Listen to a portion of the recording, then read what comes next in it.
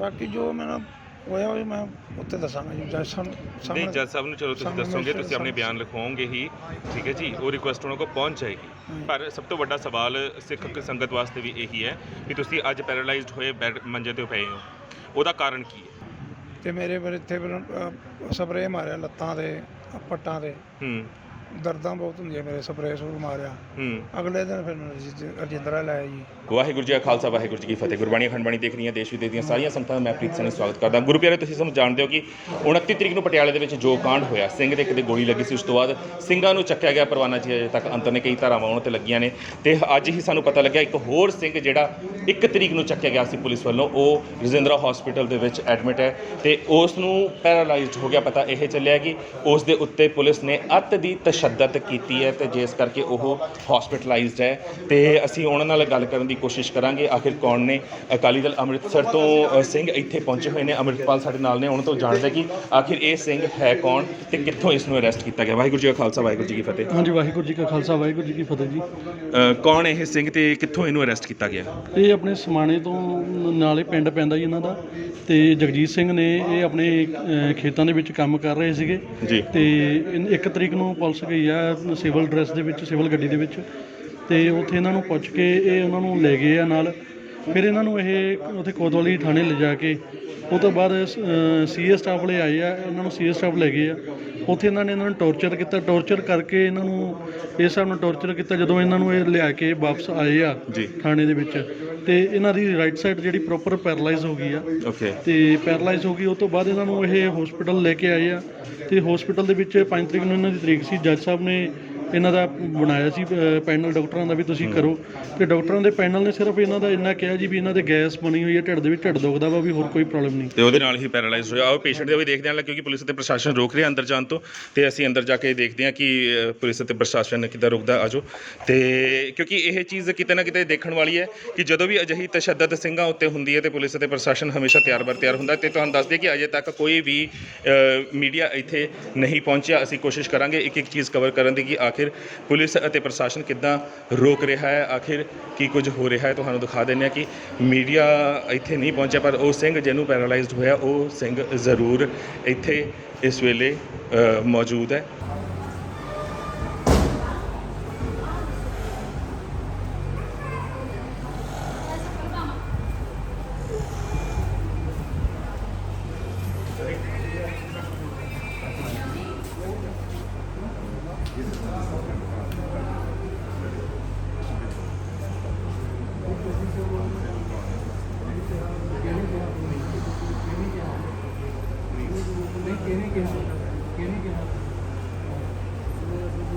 ਕੋਈ ਨਹੀਂ ਮੈਨੂੰ ਆਪਣਾ ਕੰਮ ਹਾਂ ਯਾਰ ਉਹ ਐਵੇਂ ਥੋੜੀ ਹੁੰਦਾ ਯਾਰ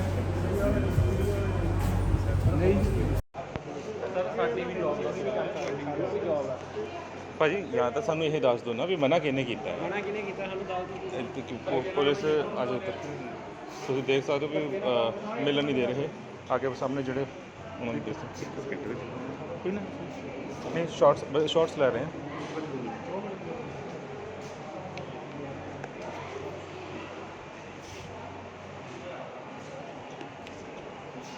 नहीं पक्का नहीं चलो फिर नहीं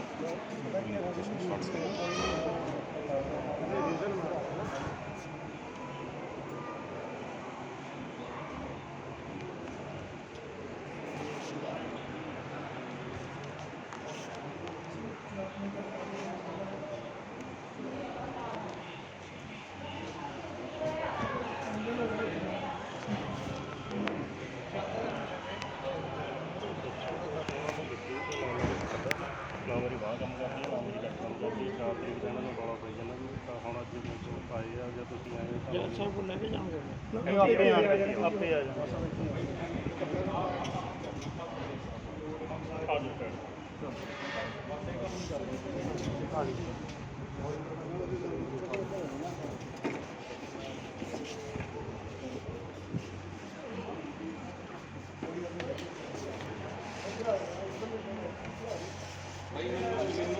कैमरे ठीक है ना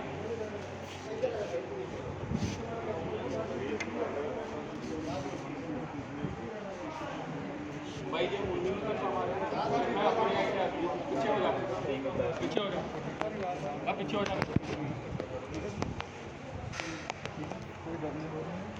ਸਾਰਿਆਂ ਨੂੰ ਪਾਵਾਂਗੇ ਸੱਜਰੇ ਜਿਨ੍ਹਾਂ ਨੇ ਚਲੇ ਜਾਣਾ ਸਾਰਿਆਂ ਨੂੰ ਸੱਪਾਂ ਠੀਕ ਹੈ ਜੀ ਫਿਰ ਬਸ ਜੀ ਫੋਨ ਕਰਨਾ ਮੈਨੂੰ ਕਦੀ ਇਸੇ ਆ ਜਾਣਾ ਸਾਰੇ ਸਾਰੇ ਕਿਲਾਂ ਦਾ ਪੈਣਾ ਤੁਹਾਡੇ ਪਿੱਛੇ ਕੱਲੇ ਤੁਸੀਂ ਨਹੀਂ ਖੜੇ ਹਾਂਜੀ ਸਮਝ ਜਾਂਦਾ ਨਹੀਂ ਸੀ ਪਤਾ ਉਦੋਂ ਨਹੀਂ ਸੀ ਜਗਜੀਤ ਜੀ 1 ਤਰੀਕ ਨੂੰ ਤੁਹਾਨੂੰ ਅਰੈਸਟ ਕੀਤਾ ਗਿਆ ਸੀਗਾ ਉਸ ਤੋਂ ਬਾਅਦ ਕੀ ਅਜਿਹਾ ਹੋਇਆ ਕਿ ਤੁਸੀਂ ਹਸਪਤਾਲ ਤੱਕ ਪਹੁੰਚ ਗਏ ਹੋ? ਮੈਨੂੰ ਰੈਟ ਦਾ ਕੋਲ ਲੈ ਗਏ ਜੀ। ਹਾਂਜੀ ਹਾਂ ਫਿਰ ਮਤਲਬ ਹੁਣ ਤੁਹਾਡੀ ਅੱਧੀ ਬਾਡੀ ਚੱਲ ਨਹੀਂ ਰਹੀ, ਪੈਰਾਲਾਈਜ਼ਡ ਹੋਇਆ, ਉਹਦਾ ਰੀਜ਼ਨ ਕੀ ਹੈ? ਪੁਲਿਸ ਨੇ ਕੀ ਕੀਤਾ ਤੁਹਾਡੇ ਨਾਲ? ਉਹ ਮੈਂ ਜੱਜ ਸਾਹਿਬ ਕੋਲ ਦੱਸਾਂਗਾ ਜੀ। ਤੁਸੀਂ ਮੈਜਿਸਟ੍ਰੇਟ ਨੂੰ ਕੋਈ ਬਿਆਨ ਦੇਣਾ ਚਾਹੁੰਦੇ ਹੋ? ਹਾਲੇ ਤੱਕ ਕੋਈ ਦਰਜ ਹੋਇਆ? ਤੁਸੀਂ ਕੁਝ ਕਹਿਣਾ ਚਾਹੁੰਦੇ ਹੋ? ਉਹਨਾਂ ਨੂੰ ਦਿਆਂਗਾ ਜੀ, ਉਹਨਾਂ ਨੂੰ ਦੱਸਾਂਗਾ। ਕਰਨਾ ਚਾਹੁੰਦੇ ਹੋ ਵੈਸੇ? ਹਾਂਜੀ ਕੀ ਵਾਪਰਿਆ ਕੀ ਹੈ ਤੁਹਾਡੇ ਨਾਲ? ਮੈਂ ਜੱਜ ਸਾਹਿਬ ਨੂੰ ਦੱਸਾਂਗਾ। ਦੱਸੋ ਖੁੱਲ੍ਹ ਕੇ ਦੱਸੋ, ਇਹਦੇ ਵਿੱਚ ਉਹ ਕੋਈ ਗੱਲ ਨਹੀਂ ਹੈ, ਚੈਨਲਸ ਹੈਗੇ ਨੇ, ਘਬਰਾਓ ਨਾ, ਨਹੀਂ ਕਿਉਂਕਿ ਅਗਰ ਤੁਸੀਂ ਆਵਾਜ਼ ਚੱਕੋਗੇ ਤਾਂ ਹੀ ਅੱਗੇ ਤੱਕ ਪਹੁੰਚੇਗੀ। ਇਹਨਾਂ ਦਾ ਦੱਸ ਸਕਦੇ ਹੋ ਕਿ ਮਤਲਬ ਤੁਹਾਨੂੰ ਟਾਰਚਰ ਕੀਤਾ ਗਿਆ, ਨਹੀਂ ਕੀਤਾ ਗਿਆ, ਮੈਂ ਕਿਉਂ ਜੱਜ- ਮੰਜੇ ਤੇ ਪਏ ਹੋ ਤੁਸੀਂ? ਜੱਜ ਸਾਹਿਬ ਨੂੰ ਮੈਂ ਸਾਰੀ ਗੱਲ ਦੱਸ ਦਿਆਂਗਾ। ਤੁਹਾਡੇ ਤੇ ਕਿਸੇ ਮੈਂ ਨਾ ਕੁਝ ਵੀ ਅੱਗੇ ਵੀ ਕੁਝ ਮੈਂ ਨਾ ਹੋ ਸਕਦਾ ਗਲਤ ਪ੍ਰੈਸ਼ਰ ਹੈ ਕਿਸੇ ਚੀਜ਼ ਦਾ, ਮੈਂ- ਕਿਸੇ ਦਾ ਦਬਾਅ ਆ? ਕਿਉਂਕਿ ਅਸੀਂ ਵੀ ਹੁਣ ਇੰਟਰ ਕੀਤੇ ਤੇ ਪੁਲਿਸ ਨੇ ਸਾਨੂੰ ਵੀ ਬੜਾ ਰੋਕਣ ਦੀ ਕੋਸ਼ਿਸ਼ ਕੀਤੀ ਹੈ ਵੀ ਤੁਸੀਂ ਮੈਂ ਜੱਜ ਸਾਹਿਬ ਕੋਲ ਦਿਆਂਗਾ ਜੀ। ਮੇਰੀ ਬੇਨਤੀ ਰਿਕੁਐਸਟ ਹੈ, ਮੈਂ ਜੱਜ ਸਾਹਿਬ ਨੂੰ ਦਿਆਂਗਾ। ਜੱਜ ਸਾਹਿਬ ਨੂੰ ਫਿਰ ਵੀ ਕੁਝ ਕਹਿਣਾ ਚਾਹਾਂਗੇ ਸੰਗਤ ਨੂੰ ਜਾਂ ਹਾਈ ਅਥਾਰਟੀ ਜਿਹੜੇ ਪੁਲਿਸ ਦੇ ਅਧਿਕਾਰੀ ਨੇ? ਪਾਸਾ ਖੜੇ ਆ, ਕਿਵੇਂ ਖੜੇ ਆ? ਕੋਈ ਮੈਂ ਤਾਂ ਇਹ ਕਹਿਣਾ ਚਾਹੁੰਦਾ ਵੀ ਜੇ ਪੁਲਿਸ ਪ੍ਰਸ਼ਾਸਨ ਹੈ ਉਹ ਹੈਲਪ ਵਾਸਤੇ ਆ, ਮੰਨ ਲਓ ਨਾ ਹਾਂਜੀ ਹੈਲਪ ਵਾਸਤੇ ਆ। ਉਹ ਪੁਲਿਸ ਪ੍ਰਸ਼ਾਸਨ ਸੱਚ ਝੂਠ ਉਹਨਾਂ ਨੂੰ ਵੇਖਣਾ ਚਾਹੀਦਾ ਵੀ ਸੱਚ ਕੀ ਹੈ ਤੇ ਝੂਠ ਕੀ ਹੈ।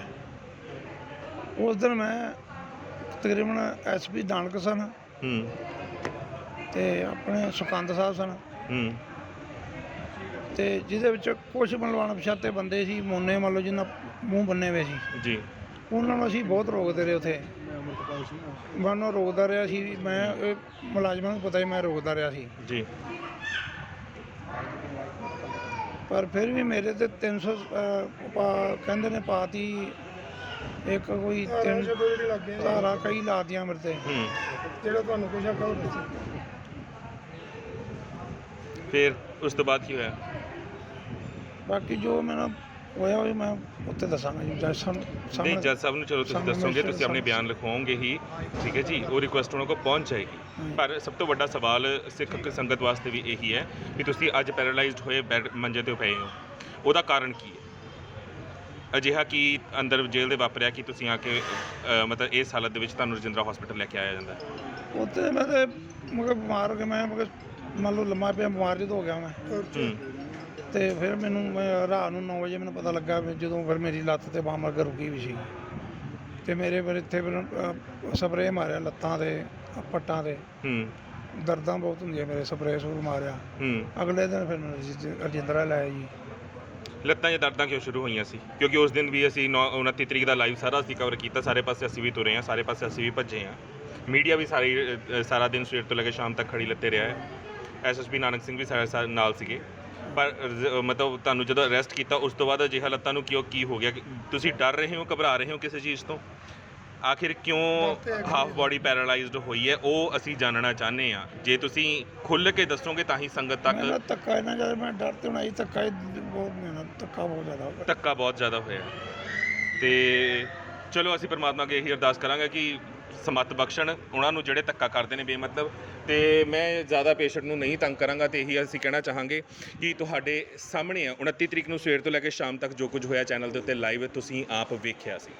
SSP Nanak Singh no doubt ਬਹੁਤ ਵਧੀਆ ਉਹਨਾਂ ਨੇ ਉਸ ਦਿਨ ਜ਼ਿੰਮੇਵਾਰੀ ਨਿਭਾਈ, ਪਰ ਉਸ ਦੇ ਉੱਤੇ ਹੋਰ ਅੱਛੀ ਗੱਲ ਹੁੰਦੀ ਕਿਉਂਕਿ ਮੈਂ ਜੋ ਸ਼ਿਵ ਸੈਨਾ ਦਾ ਆਗੂ ਸੀ ਉਸ ਦੇ ਨਾਲ ਹਰੀਸ਼ ਸਿੰਘਲੇ ਦੇ ਨਾਲ 5 ਦਿਨ ਪਹਿਲਾਂ ਹੀ ਇੰਟਰਵਿਊ ਕਰ ਚੁੱਕਿਆ ਸੀ ਤੇ ਉਦੋਂ ਵੀ ਪੁਲਿਸ ਅਤੇ ਪ੍ਰਸ਼ਾਸਨ ਨੂੰ ਇਹ ਬੇਨਤੀ ਕੀਤੀ ਸੀ ਅਸੀਂ ਕਿ ਅਗਰ ਹੋ ਸਕੇ ਤਾਂ ਇਸ ਚੀਜ਼ ਨੂੰ ਡੱਕੋ ਜਾਂ ਪਹਿਲਾਂ ਹੀ ਹਰੀਸ਼ ਸਿੰਘਲੇ ਨੂੰ ਚੱਕ ਕੇ ਤੁਸੀਂ ਨਜ਼ਰਬੰਦ ਕਰ ਦਿਓ ਤਾਂ ਜੋ ਅਜਿਹੀ ਕੋਈ ਵੀ ਘਟਨਾ ਅੱਗੇ ਨਾ ਵਾਪਰ ਸਕੇ। ਪਰ ਹੁਣ ਤੁਸੀਂ ਵੇਖ ਸਕਦੇ ਹੋ ਕਿ ਪਹਿਲਾਂ ਬਰਜਿੰਦਰ ਸਿੰਘ ਜੀ ਪਰਵਾਨਾ ਤੇ ਉਸ ਤੋਂ ਬਾਅਦ ਆ ਸਿੰਘ ਤੇ ਬਹੁਤ ਘਬਰਾਏ ਹੋਏ ਨੇ ਸਿੰਘ ਜੀ। ਉਹ ਦੱਸ ਰਹੇ ਨੇ, ਕਹਿ ਰਹੇ ਨੇ ਕਿ ਮੈਂ ਉਰੇ ਖੁੱਲ੍ਹ ਕੇ ਨਹੀਂ ਕਰਾਂਗਾ, ਜੋ ਵੀ ਮੈਂ ਬਿਆਨ ਦੇਣਾ ਮੈਜਿਸਟ੍ਰੇਟ ਦੇ ਸਾਹਮਣੇ ਦੇਵਾਂਗਾ ਜਾਂ ਜੱਜ ਸਾਹਿਬ ਨੂੰ ਦੇਵਾਂਗਾ। ਇਟ ਮੀਨਸ ਕਿਤੇ ਨਾ ਕਿਤੇ ਕੋਈ ਨਾ ਕੋਈ ਪ੍ਰੈਸ਼ਰ ਉਹਨਾਂ ਉੱਤੇ ਹੈ। ਪਰ ਇੱਕ ਵੱਡਾ ਸਵਾਲ ਪੁਲਿਸ ਅਤੇ ਪ੍ਰਸ਼ਾਸਨ ਵਾਸਤੇ ਵੱਡਾ ਸਵਾਲ, ਭਗਵੰਤ ਮਾਨ ਸਰਕਾਰ ਵਾਸਤੇ ਕਿ ਆਖਿਰ ਅਜਿਹਾ ਸਿੱਖਾਂ ਦੇ ਨਾਲ ਜਾਂ ਸਿੰਘਾਂ ਦੇ ਨਾਲ ਜਾਂ ਸਿੱਖ ਕੌਮ ਦੇ ਨਾਲ ਹੀ ਕਿਉਂ ਵਾਪਰਦਾ ਹੈ? ਕਿਉਂ ਅਜਿਹੇ ਸ਼ਿਵ ਸੈਨਾ ਜਾਂ RSS ਦੇ ਆਗੂਆਂ ਨੂੰ ਪਹਿਲਾਂ ਹੀ ਨੱਥ ਨਹੀਂ ਪਾ ਲਿੱਤੀ ਜਾਂਦੀ, ਚੱਕ ਕੇ ਅੰਦਰ ਨਹੀਂ ਕਰ ਦਿੱਤਾ ਜਾਂਦਾ, ਜਿਹੜੇ ਭੜਕਾਊ ਭਾਸ਼ਣ ਦਿੰਦੇ ਨੇ, ਜਿਹੜੇ ਜੂਨ ਦਾ ਮਹੀਨਾ ਚੜ੍ਹਨ ਤੋਂ ਪਹਿਲਾਂ ਹੀ ਸੰਤਾਂ ਬਾਰੇ ਜਾਂ ਸਿੱਖ ਕੌਮ ਬਾਰੇ ਮੰਦੀ ਭੱਦੀ ਸ਼ਬਦਾਵਲੀ ਵਰਤਦੇ ਨੇ। ਅਸੀਂ ਰੋਸ ਮਾਰਚ ਕੱਢਾਂਗੇ, ਅਸੀਂ ਪੁਤਲੇ ਸਾੜਾਂਗੇ, ਅਸੀਂ ਖਾਲਿਸਤਾਨ ਮੁਰਦਾਬਾਦ ਮਾਰਚ ਕੱਢਾਂਗੇ। ਅਜਿਹੀਆਂ ਹਰਕਤਾਂ ਕਰਨ ਵਾਲਿਆਂ ਨੂੰ ਅਸੀਂ ਕਿਉਂ ਨਹੀਂ ਨੱਥ ਪਾਉਂਦੇ? ਅਗਰ ਅਜਿਹੀਆਂ ਹਰਕਤਾਂ ਕਰਨ ਵਾਲਿਆਂ ਨੂੰ ਇੱਕ ਬਿਆਨ ਆਉਣ ਤੋਂ ਬਾਅਦ ਹੀ ਚੱਕ ਕੇ ਪੁਲਿਸ ਅੰਦਰ ਡੱਕ ਦੇਵੇ ਤਾਂ ਪੰਜਾਬ ਦਾ ਮਾਹੌਲ ਕਦੇ ਵੀ ਖਰਾਬ ਨਾ ਹੋਵੇ। ਇਹ ਹੁਣ ਪ੍ਰਸ਼ਾਸਨ ਨੇ ਸੋਚਣਾ ਹੈ, ਪੁਲਿਸ ਨੇ ਸੋਚਣਾ ਹੈ ਤੇ ਸਾਡੇ ਆਗੂਆਂ ਨੇ ਸੋਚਣਾ ਹੈ, CM ਭਗਵੰਤ ਮਾਨ ਨੇ ਸੋਚਣਾ ਹੈ ਕਿ ਇਸ ਤਰੀਕੇ ਦੇ ਨਾਲ ਅਜਿਹੇ ਜਿਹੜੇ ਘਟੀਆ ਆਗੂ ਹੈ ਨੇ ਉਹਨਾਂ ਨੂੰ ਨੱਥ ਪਾਈ ਜਾ ਸਕੇ, ਰੋਕਿਆ ਜਾ ਸਕੇ, ਤਾਂ ਜੋ ਪੰਜਾਬ ਦਾ ਮਾਹੌਲ ਖਰਾਬ ਨਾ ਹੋਵੇ। ਕਿਸੇ ਮਾਂ ਦਾ ਪੁੱਤ ਇਸ ਤਰੀਕੇ ਨਾਲ ਅਪਾਹਿਜ ਹੋਇਆ ਬਿਸਤਰ ਤੇ ਨਾ ਲੇਟਿਆ ਹੋਵੇ, ਜਿਸ ਦੇ ਮੂੰਹ ਚੋਂ ਇਹ ਵੀ ਨਾ ਨਿਕਲ ਰਿਹਾ ਹੋਵੇ ਕਿ ਆਖਿਰ ਉਹ ਪੈਰਾਲਾਈਜ਼ਡ ਹੋਇਆ ਕਿਵੇਂ। 29 ਤਰੀਕ ਨੂੰ ਜਦੋਂ ਸਾਰਾ ਮੋਰਚਾ ਚੱਲ ਰਿਹਾ ਸੀ ਪੂਰੇ ਪਟਿਆਲੇ ਦੇ ਵਿੱਚ, ਕਹਿ ਸਕਦੇ ਹਾਂ ਕਿ ਅਸੀਂ ਗਾਹ ਪਿਆ ਹੋਇਆ ਸੀਗਾ ਸਾਰਾ ਦਿਨ। ਇਹ ਸਿੰਘ ਵੀ ਉਸ ਵੇਲੇ ਨਾਲ ਸੀ, ਪਰ 1 ਤਰੀਕ ਨੂੰ ਇਸ ਨੂੰ ਅਰੈਸਟ ਕਰ ਲਿੱਤਾ ਜਾਂਦਾ ਤੇ ਉਸ ਤੋਂ ਬਾਅਦ ਹੁਣ ਰਜਿੰਦਰਾ ਹਸਪੀਟਲ ਦੇ ਵਿੱਚ ਅੱਜ ਆਈ ਥਿੰਕ ਦੂਸਰਾ ਦਿਨ ਹੈ, ਕਿਸੇ ਵੀ ਮੀਡੀਆ ਨੇ ਵੀ ਕਵਰ ਨਹੀਂ ਕੀਤਾ। ਤੇ ਉਸ ਤੋਂ ਬਾਅਦ ਜਿੱਦਾਂ ਸਾਨੂੰ ਪਤਾ ਲੱਗਿਆ ਤੇ ਅਸੀਂ ਪਹਿਲ ਦੇ ਆਧਾਰ ਤੇ ਇੱਥੇ ਪਹੁੰਚੇ ਹਾਂ ਤੇ ਉਸ ਤੋਂ ਬਾਅਦ ਹੋਰ ਵੀ ਕਈ ਆਗੂ ਖੜੇ ਨੇ, ਉਹਨਾਂ ਦੇ ਨਾਲ ਵੀ ਅਸੀਂ ਗੱਲ ਕਰਨ ਦੀ ਕੋਸ਼ਿਸ਼ ਕਰਦੇ ਹਾਂ, ਪੁੱਛਦੇ ਹਾਂ ਕਿ ਆਖਿਰ ਕੀ ਕੁਝ ਵਾਪਰਿਆ, ਉਹ ਕੀ ਕਹਿੰਦੇ ਨੇ। ਅੱਗੇ ਵਕੀਲਾਂ ਦੇ ਨਾਲ ਗੱਲ ਹੋਈ ਹੈ, ਨਹੀਂ ਹੋਈ ਉਹਨਾਂ ਦੀ, ਕੀ ਕਰ ਰਹੇ ਨੇ ਉਹ, ਕੀ ਕਹਿਣਾ ਚਾਹੁੰਦੇ ਨੇ। ਤੇ ਅਕਾਲੀ ਦਲ ਅੰਮ੍ਰਿਤਸਰ ਤੋਂ ਨਿਹਾਲ ਸਿੰਘ ਜੀ ਵੀ ਨਾਲ ਨੇ ਸਾਡੇ, ਤੇ ਉਹਨਾਂ ਨਾਲ ਵੀ ਗੱਲ ਕਰਦੇ ਹਾਂ। ਅੰਮ੍ਰਿਤਪਾਲ ਛੰਦਰਾ ਨੇ ਇਸ ਵੇਲੇ, ਉਹਨਾਂ ਤੋਂ ਪਹਿਲਾਂ ਪੁੱਛਦੇ ਹਾਂ ਕਿ ਆਖਿਰ ਉਹ ਕੀ ਅੰਮ੍ਰਿਤਪਾਲ ਕੀ ਵਾਪਰਿਆ, ਕਿੱਦਾਂ ਤੁਹਾਨੂੰ ਪਤਾ ਲੱਗਿਆ? ਅੱਜ ਮੈਨੂੰ ਸਵੇਰੇ ਜਾਣਕਾਰੀ ਮਿਲੀ ਆ ਆਪਣੇ ਜਗਜੀਤ ਸਿੰਘ ਜੀ ਦੀ ਵੀ ਇਹਨਾਂ ਦਾ ਜਿਹੜਾ ਪੁਲਿਸ ਨੇ 1 ਤਰੀਕ ਨੂੰ ਉਹਨਾਂ ਨੂੰ ਚੱਕਿਆ ਸੀਗਾ ਤੇ ਇਹਨਾਂ ਨੂੰ CA ਸਟਾਫ ਦੇ ਵਿੱਚ ਟੌਰਚਰ ਕਰਕੇ ਉਹਨਾਂ ਦਾ ਇੱਕ ਪਾਸਾ ਜਿਹੜਾ ਪੈਰਾਲਾਈਜ਼ ਹੋ ਗਿਆ ਵਾ। ਓਕੇ। ਤੇ ਹਾਲੇ ਤੱਕ ਕਿਸੇ ਨੂੰ ਪਤਾ ਨਹੀਂ ਲੱਗਿਆ ਸੀਗਾ। ਜਦੋਂ ਫਿਰ ਅਸੀਂ ਇੱਥੇ ਆ ਕੇ ਇਹਨਾਂ ਦੀ ਜਾਣਕਾਰੀ ਲਈ ਤੇ ਨਾ ਤਾਂ ਹਾਲੇ ਤੱਕ ਕੋਈ SGPC ਇੱਥੇ ਤੱਕ ਬੋਡੀ, ਨਾ ਹੋਰ ਕੋਈ ਜਥੇਬੰਦੀ ਆਈ ਸੀ। ਤੇ ਫਿਰ ਅਸੀਂ ਸਾਰਾ ਪ੍ਰੈਸ ਦੇ ਵਿੱਚ ਆ ਕੇ ਲਿਆ ਕੇ ਆਂਦਾ ਵੀ ਸਾਰਾ ਪਤਾ ਤਾਂ ਲੱਗੇ ਸਰਕਾਰ ਦਾ ਵੀ, ਇੱਥੇ ਸਰਕਾਰ ਇਹਨਾਂ ਨੂੰ ਲੁਕੋ ਕੇ ਬੈਠੇ, ਨਾ ਇਹਨਾਂ ਦਾ ਇਲਾਜ ਪ੍ਰੋਪਰ ਕਰਿਆ ਜਾ ਰਿਹਾ, ਇਹਨਾਂ ਦਾ PGI ਤੋਂ ਇਲਾਜ ਕਰਾਇਆ ਜਾਵੇ। ਇੱਕ ਪਾਸਾ ਖੜ ਗਿਆ ਵਾ ਤੇ ਨਾ ਇਹਨਾਂ ਦੇ ਬਿਆਨ ਪ੍ਰੋਪਰ ਹੋ ਰਹੇ ਨੇ। ਜੱਜ ਸਾਹਿਬ ਆ ਕੇ ਇੱਥੇ ਬਿਆਨ ਲੈਣ ਇਹਨਾਂ ਦੇ ਵੀ ਇਹਨਾਂ ਦਾ ਪਾਸਾ ਖੜਿਆ ਤੇ ਖੜਿਆ ਕਿਵੇਂ ਆ। ਤੇ ਉਹਨਾਂ ਨੇ ਇੱਕ ਡਾਕਟਰਾਂ ਦਾ ਪੈਨਲ ਬਣਾਇਆ ਸੀ, ਡਾਕਟਰਾਂ ਦੇ ਪੈਨਲ ਨੇ ਸਿਰਫ ਇੱਕ ਇਹ ਦੱਸਤਾ ਜੀ ਵੀ ਇਹਨਾਂ ਦੇ ਢਿੱਡ ਦੇ ਵਿੱਚ ਪ੍ਰੋਬਲਮ ਸੀਗੀ, ਢਿੱਡ ਦੁਖਦਾ ਸੀ ਤਾਂ ਕਰਕੇ ਇਹ ਇੱਥੇ ਦਾਖਲ ਨੇ। ਨਾ ਉਹਨਾਂ ਨੇ ਇਹ ਪੈਰਾਲਾਈਜ਼ ਦੱਸਿਆ ਵੀ ਪੈਰਾਲਾਈਜ਼ ਕਿਵੇਂ ਹੋਇਆ, ਕਿਉਂ ਹੋਇਆ। ਤੇ ਇਸ ਕਰਕੇ ਅਸੀਂ ਚਾਹੁੰਦੇ ਹਾਂ ਵੀ ਜੱਜ ਸਾਹਿਬ ਆਪ ਆ ਕੇ ਇੱਥੇ ਇਹਨਾਂ ਦੇ ਬਿਆਨ ਲੈਣ ਤੇ ਇਹਨਾਂ ਦਾ ਪੂਰਾ ਦੇਖਿਆ ਜਾਵੇ ਵੀ ਕਿੰਨਾ ਟੌਰਚਰ ਕਰਿਆ ਗਿਆ ਵਾ CA ਸਟਾਫ ਵੱਲੋਂ। ਤੇ ਇਹ ਇੱਕ ਕੀ ਕਹਿੰਦੇ ਆ ਵੀ ਆਪਣੇ ਮਨੁੱਖੀ ਅਧਿਕਾਰਾਂ ਦੇ ਵੀ ਖਿਲਾਫ ਆ ਵੀ ਤੁਸੀਂ ਕਿਸੇ ਨੂੰ ਚੱਕ ਕੇ ਇਸ ਢੰਗ ਨਾਲ ਤੁਸੀਂ ਟੌਰਚਰ ਕਰ ਰਹੇ ਹੋ ਵੀ ਇੱਕ ਬੰਦੇ ਦਾ ਪਾਸਾ ਖੜਾਤਾ ਤੇ ਉਹ ਪੂਰੀ ਉਮਰ ਲਈ ਅਪਾਹਿਜ ਕਰਕੇ ਰੱਖਤਾ ਤੁਸੀਂ।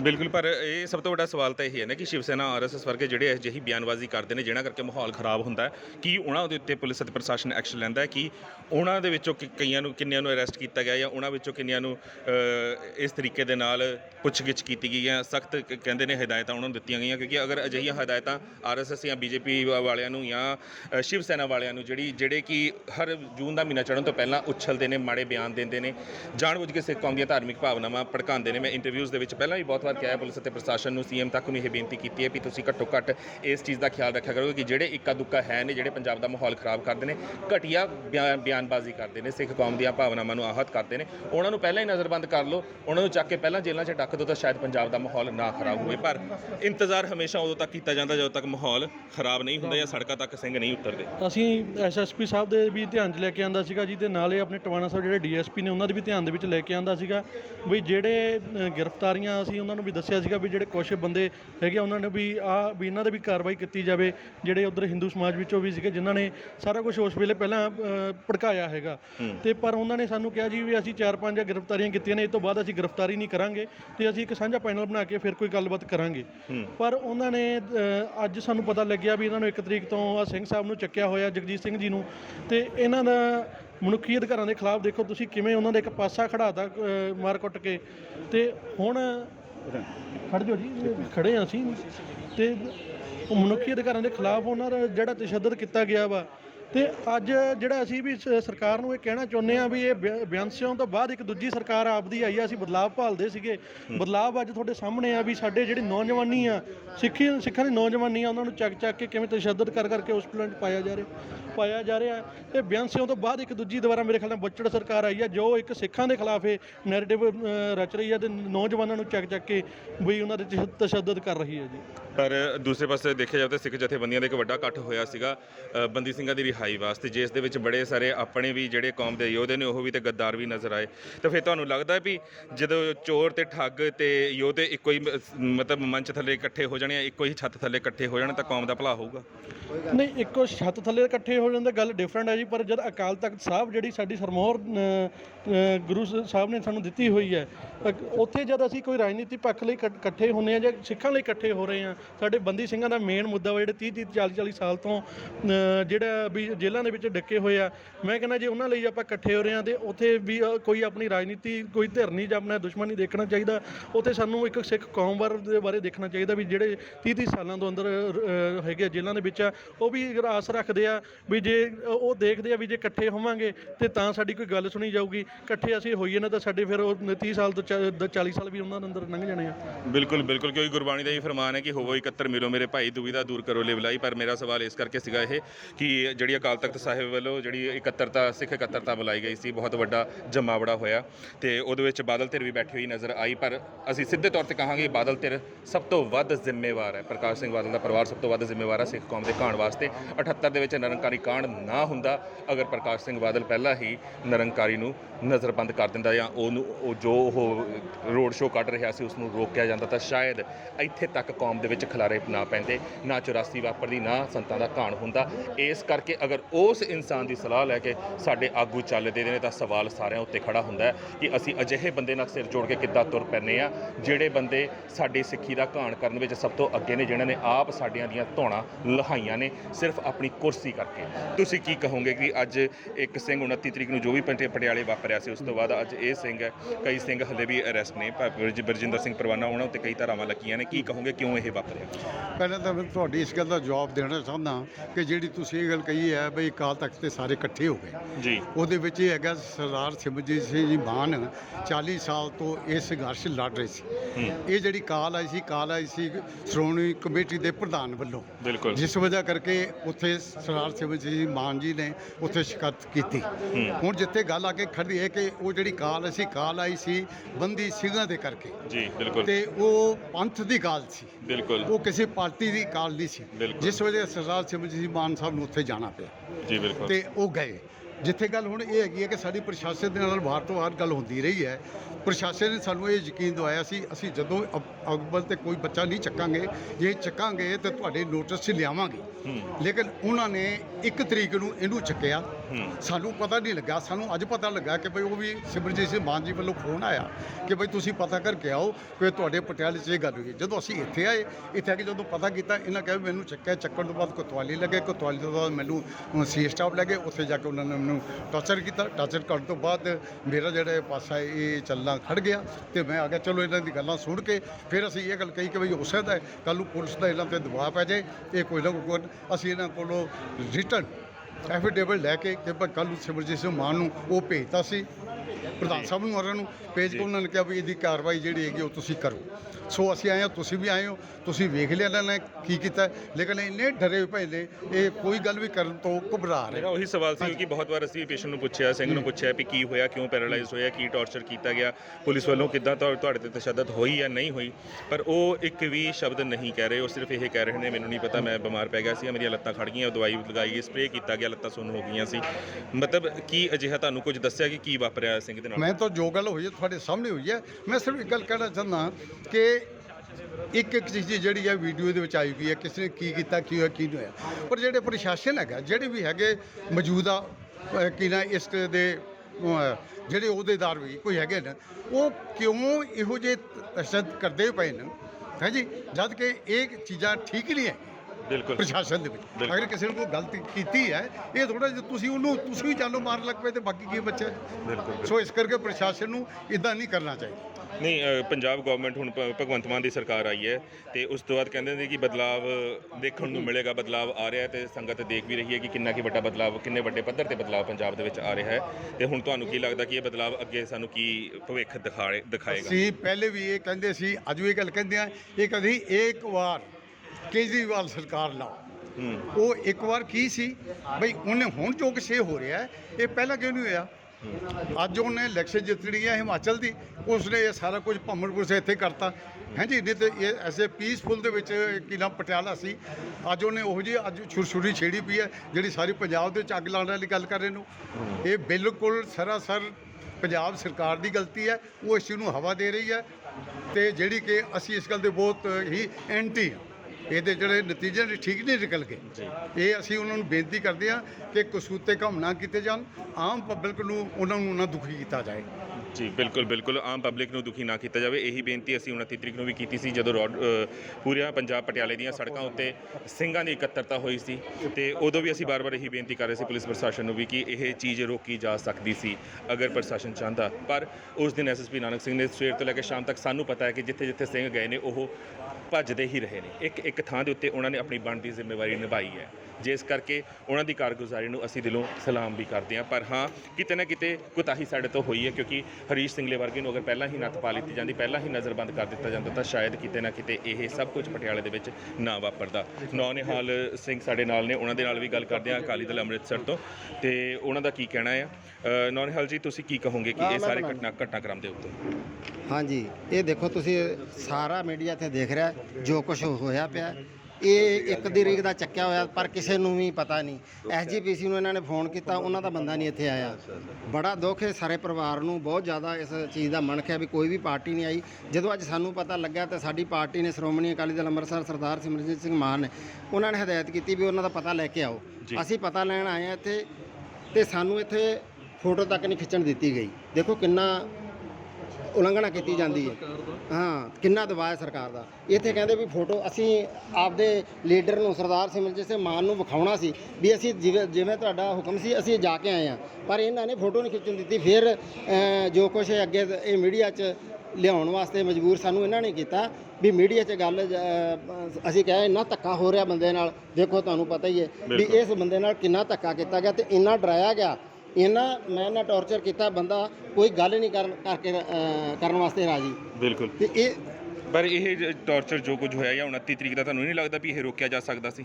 ਇਹ ਬਹੁਤ ਪਹਿਲਾਂ ਅਸੀਂ ਇਹ ਦੇਖੋ ਮੈਮੋਰੰਡਮ ਦੇਣ ਦਾ ਪਹਿਲਾਂ ਵੀ ਸਾਡਾ ਕਾਰਨ ਇਹੀ ਸੀ। ਅਸੀਂ ਮੈਮੋਰੰਡਮ ਦੇ ਕੇ ਆਏ ਵੀ ਇਹ ਜੋ ਵੀ ਇਹ ਹਿੰਦੂ ਜਥੇਬੰਦੀ ਦਾ ਇਹ ਬੰਦਾ ਕਰ ਰਿਹਾ, ਇਹਨਾਂ ਨੂੰ ਇਹਦੇ ਉੱਤੇ ਪਾਉਣਾ ਚਾਹੀਦਾ, ਇਹਨਾਂ ਨੂੰ ਰੋਕਣਾ ਚਾਹੀਦਾ।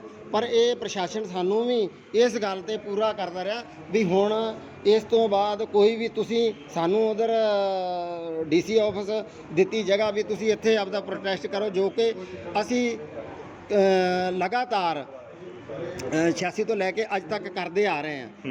29 ਅਪ੍ਰੈਲ ਨੂੰ ਜੀ ਜੋ ਖਾਲਸਾ ਸਥਾਪਨਾ ਦਿਵਸ ਅਸੀਂ ਮਨਾਉਂਦੇ ਹਾਂ, ਆਪਣਾ ਅਕਾਲ ਤਖਤ ਸਾਹਿਬ ਤੋਂ ਖਾਲਿਸਤਾਨ ਸਥਾਪਨਾ ਦਿਵਸ ਜੋ ਹੈ ਉਹਦੇ ਸੰਦਰਭ 'ਚ ਹਰ ਸਾਲ ਮਨਾਇਆ ਜਾਂਦਾ ਹੈ। ਤੇ ਅਸੀਂ 29 ਤਰੀਕ ਨੂੰ ਇਹ ਜਾਣ ਕੇ 29 ਤਰੀਕ ਨੂੰ ਭੜਕਾਊ ਗੱਲਾਂ ਕਰਕੇ, ਜੋ ਕਿ ਸਾਡੀ ਪਾਰਟੀ ਸ਼੍ਰੋਮਣੀ ਅਕਾਲੀ ਦਲ ਅੰਮ੍ਰਿਤਸਰ ਦੀ ਜੋ ਵੀ ਪਾਰਟੀ ਹੈ, ਉਹਨੇ ਕਦੀ ਵੀ ਅੱਜ ਤੱਕ ਕੋਈ ਭੜਕਾਊ ਬਿਆਨ ਨਹੀਂ ਦਿੱਤਾ। ਪਹਿਲਾਂ ਵੀ ਅਸੀਂ ਕਿਹਾ ਇਹ ਇੱਕ ਨਿੱਕਾ ਜਿਹਾ ਬੰਦਾ ਸੀ, ਇਹਦੇ ਵਾਸਤੇ ਸਾਨੂੰ ਤਾਂ ਕੋਈ ਬੋਲਣ ਵਾਸਤੇ ਸਾਡਾ ਫਰਜ਼ ਹੀ ਨਹੀਂ ਸੀ ਬਣਦਾ। ਅਸੀਂ ਨਹੀਂ ਬੋਲੇ ਵੀ ਇਹ ਬੰਦਾ ਨਹੀਂ, ਜੇ ਕੋਈ ਤਕੜੀ ਹੁਣ ਇੱਕ ਬੰਦਾ ਮਾਨ ਸਾਹਿਬ ਨੇ ਵੀ ਕਿਹਾ ਸੀ ਵੀ ਕੋਈ ਸ਼ੇਰ ਬੋਲਦਾ, ਸ਼ੇਰ ਦੇ ਅੱਗੇ ਜੇ ਕੋਈ ਚੂਹਾ ਫਿਰਦਾ ਹੋਵੇ ਜਾਂ ਕੋਈ ਗਲਤ ਹਰਕਤ ਕਰੇ, ਉਹਦੇ ਬੋਲਣ ਦਾ ਕੋਈ ਫਾਇਦਾ ਨਹੀਂ ਲੱਗਦਾ, ਵੀ ਉਹਦਾ ਕੋਈ ਮਾਇਨਾ ਨਹੀਂ ਬਣਦਾ। ਪਰ ਇੱਥੇ ਥੋੜ੍ਹਾ ਜਿਹਾ ਪ੍ਰਸ਼ਾਸਨ ਵੱਲੋਂ, ਥੋੜ੍ਹਾ ਨਹੀਂ ਬਹੁਤ ਜ਼ਿਆਦੀ, ਤੁਸੀਂ ਸਾਰਾ ਕੁਝ ਦੇਖਿਆ ਕਿਵੇਂ ਕਤਾਈ ਹੋਈ।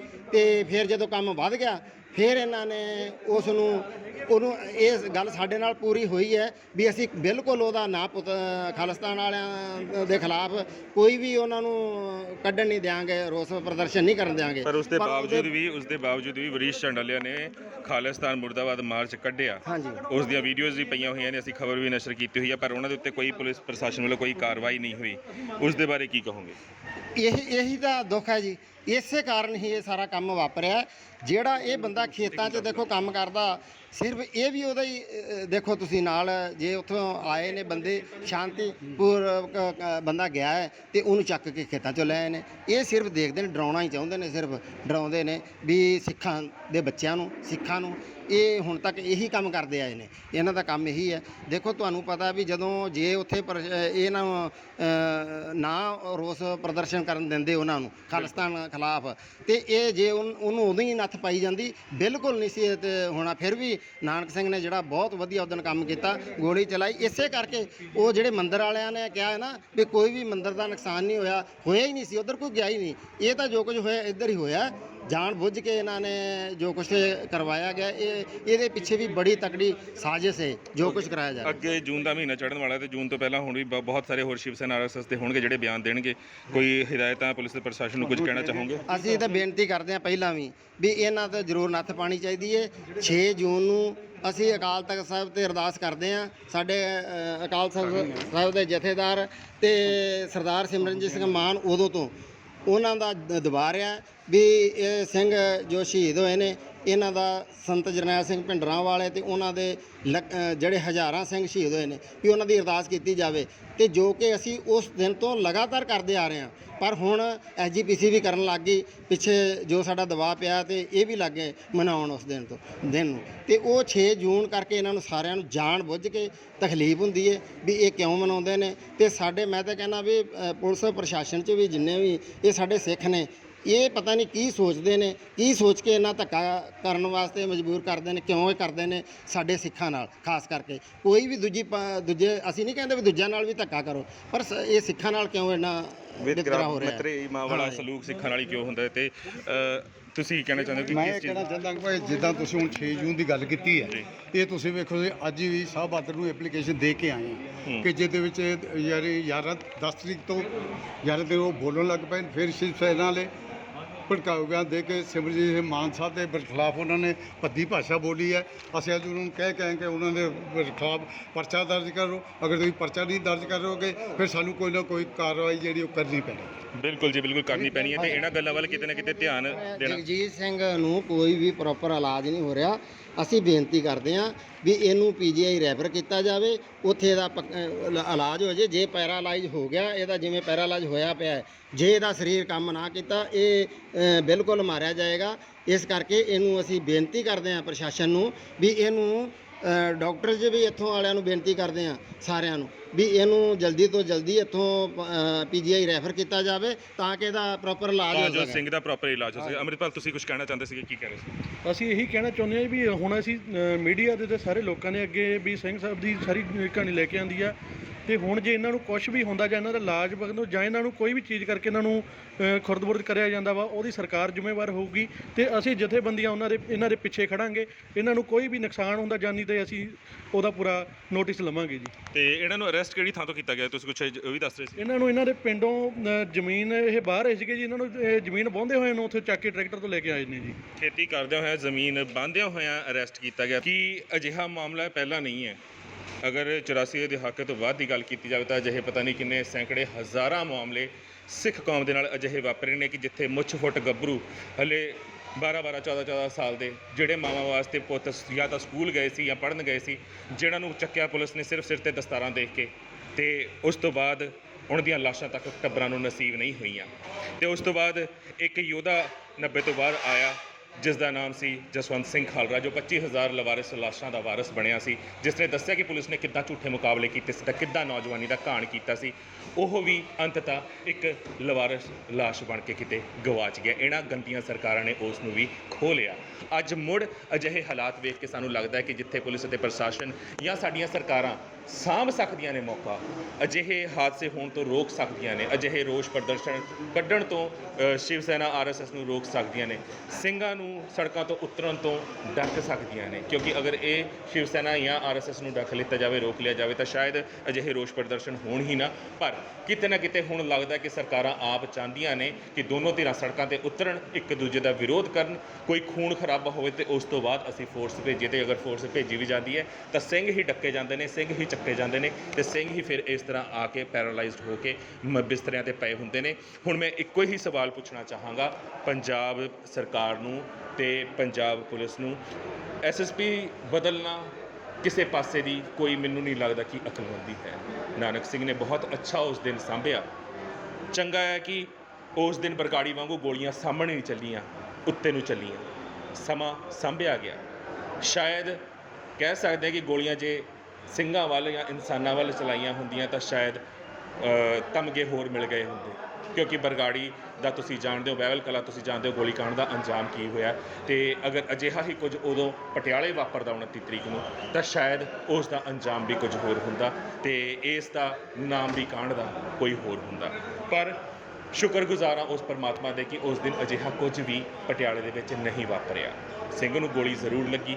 ਉਸ ਸਿੰਘ ਦੀ ਵੀ ਹਰ ਅਪਡੇਟ ਅਸੀਂ ਤੁਹਾਡੇ ਸਾਹਮਣੇ ਰੱਖੀ ਕਿ ਉਸ ਨੂੰ ਵੀ ਪੁਲਿਸ ਅਤੇ ਪ੍ਰਸ਼ਾਸਨ ਨੇ ਤੰਗ ਕੀਤਾ। ਗੋਲੀ ਉਹਦੀ ਇੰਟੈਸਟਾਈਨ ਦੇ ਵਿੱਚ ਸੀਗੀ ਤੇ ਗੁਰਦਿਆਂ ਦੇ ਆਪਰੇਸ਼ਨ ਵਾਸਤੇ ਫੋਰਸ ਕੀਤਾ ਜਾ ਰਿਹਾ ਸੀ ਤੇ ਅਜੇ ਵੀ ਉਹ ਪ੍ਰੋਸੈਸ ਚੱਲ ਰਿਹਾ। 7 ਦਿਨ ਹੋ ਗਏ ਸੀ ਤੇ ਫਿਰ ਵੀ ਉਸ ਸਿੰਘ ਦੇ ਢਿੱਡ 'ਚੋਂ ਗੋਲੀ ਨਹੀਂ ਸੀ ਕੱਢੀ ਗਈ।